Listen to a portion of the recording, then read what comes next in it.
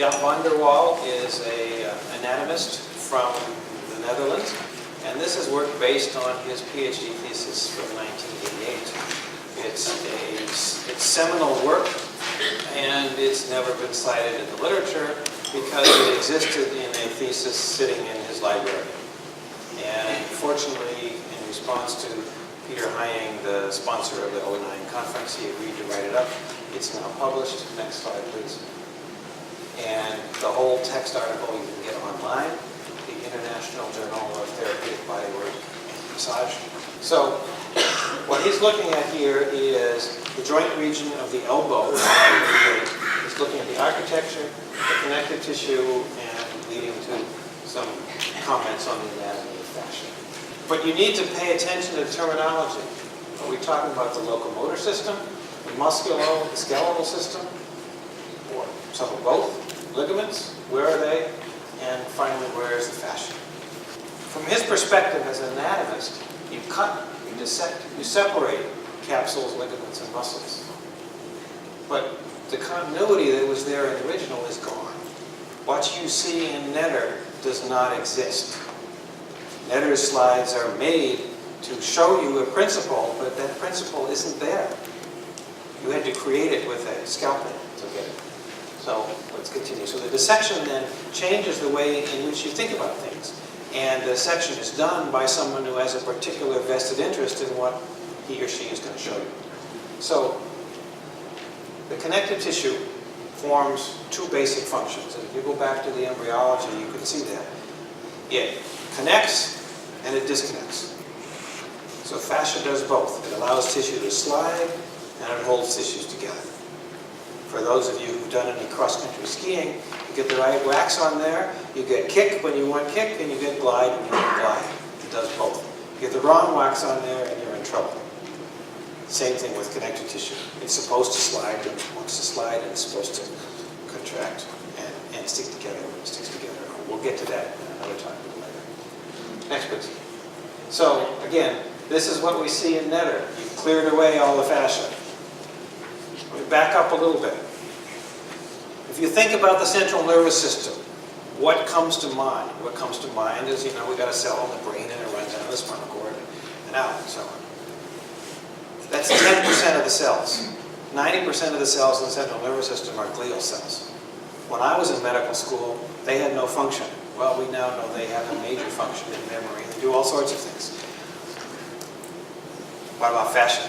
We strip it, we get away with it. It has no function. Well, I suspect we're going to find major functions in fascia, just as we're finding major function in the glial cells. So here the fascia has been stripped away to show you what doesn't exist. But at least, you know, it's a start. I mean, it gives you a framework to start to look at things, but this is not the way we really exist. Next, please. So if you look here, he's showing the muscle going into the bone, you know, and then you've got some ligaments. The ligament there. Next, please. So what he did instead was a fascial sparing dissection, and just showing where gliding is possible and where gliding is not possible. Next, please. And so again, depending on where he is in the tissue, you can either separate it out. Those of you who've taken the skin off a chicken drumstick, you just take your finger and go whoosh. I mean, that's a fascial layer. That's the degree to which the fascial layers are held together. Next, please. And then if you look here at the structure here, the elbow joint, the muscle is going into connective tissue, which is going into the bone. And here you have muscle spindles and the various nerve receptors. We'll talk a little more about this. Next, please. So what you have here then is, rather than the tendon, the ligament running next to the muscle is in series with the ligament. Next, please. So what you see here in the traditional anatomical concept is you have a ligament on one side of the joint. And if in this position, if the ligament is tight on the outside, it's going to be loose on the inside. And then if I change, the bones are going to change position relative to each other. So in only one position of this joint are the ligaments going to be tight. And everywhere else they're either going to be too much stretched or too slack. In other words, they don't work.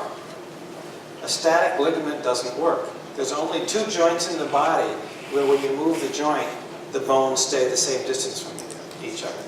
And that's the anterior cruciate ligaments in the knee and C1, C2 in the neck. Everywhere else, the distance changes. So everywhere else in the body, ligaments can't be a static length. They don't work that way. Next, please. So what he's saying is instead of this way, you get this way. You have the muscle going into the ligament, and the muscle then can tension the ligament. So instead of muscles and ligaments being running parallel, they're actually in series. And he coins the term dynamic ligament for this complex. And you see this everywhere in the body once you start to look for it. If you take the scalpel, you can make this system look like this with a scalpel. But this isn't the way we're built. Next, please. So the connective and muscular tissue are organized in series, which means the ligaments then can be functional in every position of the joint. Next, please. So the usual category here is you're changing the concept of a static ligament to a dynamic transmission of forces, which means that compressive forces and the tensile forces really are in relation to the tissues around them. Having changed our concept of the architecture, let's look a little more at the nerve receptors. That's starting to get a little more in the realm of the kinds of things that we're doing in terms of therapeutic interventions. So traditionally the concept has been there are nerve receptors in joints and there are nerve receptors in muscles. And they're different. Well, hold on. Why are they so different? If you look at where you find these nerve receptors, you find them the transition between muscle tissue and the connective tissue. In other words, where the forces are being transmitted between different types of tissues are where you're going to find the receptors. Next, please. So it's the transition of the muscle tissue to the septum, where the so-called proximal Golgi tendon organs are present. Now, what does that mean therapeutically? The Golgi tendon organs are the pressure relief valve. You poke on them, the muscles give up. Clinically, if you're trying to release a muscle, find where the Golgi tendon organs are and put some pressure on there, and the rest of your job will become much easier.